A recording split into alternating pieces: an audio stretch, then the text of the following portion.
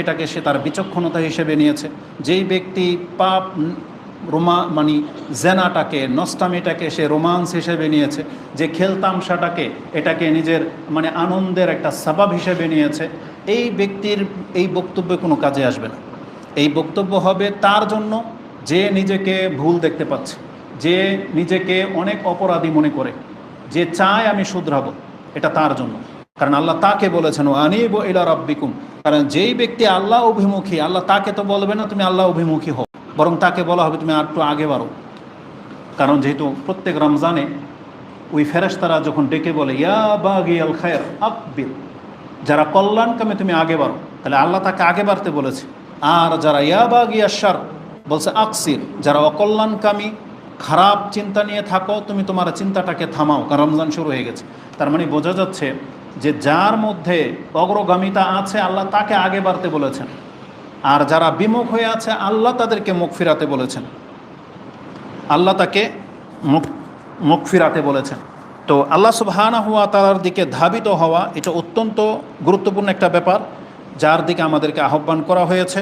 আল্লাহ সুবহানাহু ওয়া তাআলা তিনি আমাদেরকে কোরআনের বহুভাবে বহু অ্যাঙ্গেল থেকে বুঝিয়েছেন। যেমনটা বলেছি, যেই ব্যক্তি মনে করে যে আমি ভুল পথে আছি তাহলে সেই ব্যক্তি রাস্তা খুঁজবে। দ্বিতীয়ত হচ্ছে যেই ব্যক্তি মনে করে যে আমাকে ফিরতে হবে, যে ইচ্ছা পোষণ করে যে আমাকে শুধরাতে হবে, তাহলে আজকের বক্তব্য হচ্ছে তার জন্য।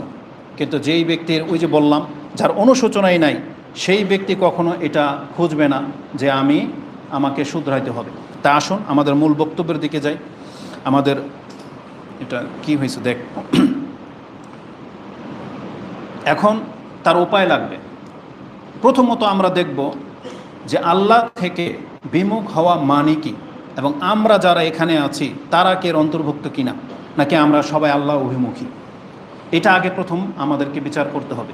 এটা আমরা কোন অ্যাঙ্গেল থেকে দেখব? আমাদের বিবেক বুদ্ধি দিয়ে না, আমরা দেখব আল্লাহ সুবহানাহু ওয়া তাআলার দৃষ্টিভঙ্গি দিয়ে। কারণ আল্লাহ যেটাকে আল্লাহর পথ বলেছেন সেটাই হবে আল্লাহর পথ। আল্লাহ যাকে ইমানদার বলেছেন সেই হবে ইমানদার। আল্লাহ যাকে পথ প্রদর্শক হিসেবে গ্রহণ করে নেবে সেই হবে পথ প্রদর্শক। তো আমাদেরকে মূলত দেখতে হবে যে আল্লাহ সুবহানাহু ওয়া তাআলার দৃষ্টিভঙ্গি থেকে আমরা এখানে যারা আছি সবাই কি ফেরেশতা তুল্য, আমাদের কোনো পাপ হয় নাই? আমরা কি সেই ব্যক্তি যে আমরা আল্লাহর অভিমুখী, বাকি সবাই আল্লাহর বিমুখ? এটা আগে দেখতে হবে। তাহলে আমরা বিচার করব আমাদের দৃষ্টিভঙ্গি দিয়ে না, আমরা বিচার করব কোরআন এবং সুন্নাহ দিয়ে। আমি মনে করি যদি আমার মতো আপনিও কোরআন এবং সুন্নাহর উপরে দৃষ্টিভঙ্গি নিয়ে নিজেকে মাপেন, তাহলে আমি তো নিজেকে অপরাধী দেখতে পাচ্ছি, আমি তো নিজেকে আল্লাহ অভিমুখী দেখতে পাচ্ছি না, আমি তো আল্লাহর বিমুখ দেখতে পাচ্ছি। কারণ আমাদের 24 ঘন্টার মধ্যে আমাদের 12 ঘন্টা কাটে শুধু দুনিয়াবি চিন্তা নিয়ে, আর বাকি 8 ঘন্টা আমরা আমাদের প্রয়োজন নিয়ে কাটাচ্ছি।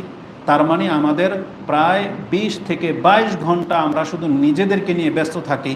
কখনো কখনো হয়তো আল্লাহর কথা আমাদের মনে পড়ে, কখনো কখনো হয়তো আমরা পরকালের কথা ভাবি বা হালাল হারাম নিয়ে চিন্তা করি। বাকি অধিকাংশ সময় আমরা আমাদের চিন্তা নিয়ে ডুবে আছি। আজকে আমাদের প্রেশার হাই হয়ে যায়, এটা কবরের আযাবকে কেন্দ্র করে না। আমাদের প্রেশার হাই হয়ে যায়, লো হয়ে যায়, এটা জাহান্নামের ভয়ের কারণে না, বরং দেখা যাবে ম্যাক্সিমাম হচ্ছে টাকা পয়সার চিন্তা, ম্যাক্সিমাম হচ্ছে অন্যের সাথে বিজনেসের পারপাস, জমি সংক্রান্ত বিষয়, ছেলে মেয়েদেরকে বিয়ে শাদির বা তাদের কেরিয়ার গড়ার জন্য অধিকাংশ বাপমার প্রেশার আপ ডাউন করে। কিন্তু মূলত এটা হইতো কিসের জন্য? কবরের জন্য। এটা হইতো পরকালের জন্য। কিন্তু এটা আমি নিশ্চিত বলতে পারি, আমরা যারা এখানে আছি ইল্লা রাহেমাহুল্লাহ, আল্লাহ যার উপর রহম করেছে সে ছাড়া বাকি আমরা ম্যাক্সিমামই আমাদের প্রেশার যদি আপ ডাউন করে এটা সম্পূর্ণ হচ্ছে দুনিয়াবি চিন্তার উপরে ভিত্তি করে হচ্ছে। এই জন্য আমরা বলতে পারি যে আমরা মূলত আল্লাহর অভিমুখী হতে পারি নাই, আমরা আল্লাহর বিমুখের কাতারেই আছি। উপরন্ত আল্লাহ সুবহানাহু ওয়া তাআলা হচ্ছেন সব থেকে বেশি জ্ঞানী, মানে তিনি আলিমুল গায়েব, এবং তিনি গায়েব সম্পর্কেই জানেন এবং আমাদেরকে জানিয়েছেন। সেটা কি? আল্লাহ কোরআনে বারবার বলেছেন অধিকাংশরাই আল্লাহর না শুকুর গুজার। অধিকাংশরাই আল্লাহ ওখানে আকসার শব্দটা বেশি ব্যবহার করেছেন, যে অধিকাংশরাই নাফরমান, অধিকাংশরাই অকৃতজ্ঞ, অধিকাংশরাই আল্লাহর উপদেশ গ্রহণ করতে চায় না। আবার যখন ইমানের কথা এনেছে সেখানে আল্লাহ বলেছেন ওয়াকালিলাম মিন ইবাদিয়াশ শাকুর, তারা অল্পরায় আল্লাহর শুকরগুজার বান্দা, অল্পরায় ঈমান আনবে, অল্পরায় উপদেশ গ্রহণ করবে। ওমা ইয়াযাক্কারু ইল্লা উলুল আলবাব, আল্লাহ বলেছেন অল্প জ্ঞানীরা ছাড়া আর কেউ উপদেশ গ্রহণ করে না। তার মানে কোরআন যেহেতু বলেছে অধিকাংশরাই বিপথে, অধিকাংশরাই নাফরমান, তাহলে আমি আর আপনি কি করে নিজেকে মুক্ত দাবি করি যে আমি আর আপনি এই অধিকাংশদের মধ্যে না?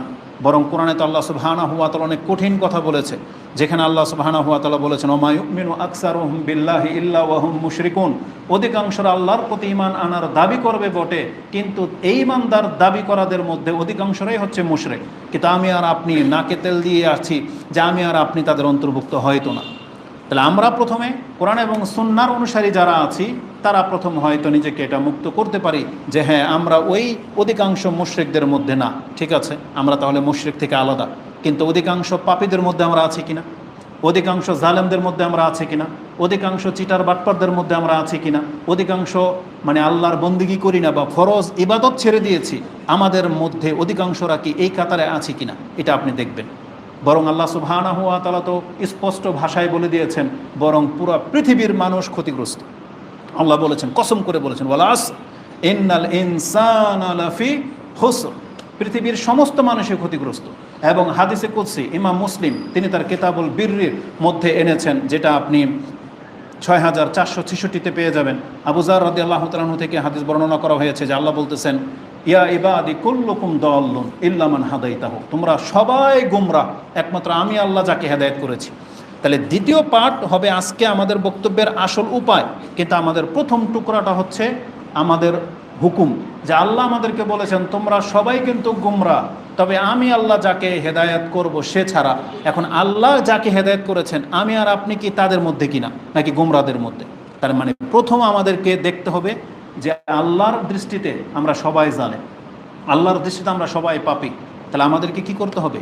ওই যে আল্লাহ বলেছেন ওয়া আনিবু ইলা রাব্বিকুম, তুমি তওবা করে তোমার রবের রাস্তা ধরে নাও।